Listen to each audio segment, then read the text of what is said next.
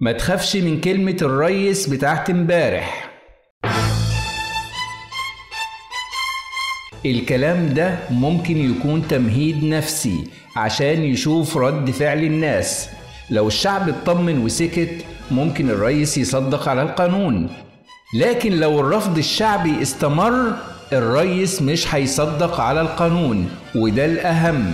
هتسمع إشاعات إن الرئيس هيصدق على القانون، وإن الحكومة بدأت في إجراءات تنفيذ خطوات القانون، وإن اللائحة التنفيذية بدأوا يعملوها. كل ده جس نبض، بنكررها، كل ده جس نبض، اختبار بيشوفوا بيه رد فعل الشارع عشان يقرروا هيمشوا في القانون ولا هيتراجعوا. علشان كده استمروا في الرفض، ارفعوا صوتكم وصوتي معاكم، خليهم يسمعوا ان الملايين رفض القانون.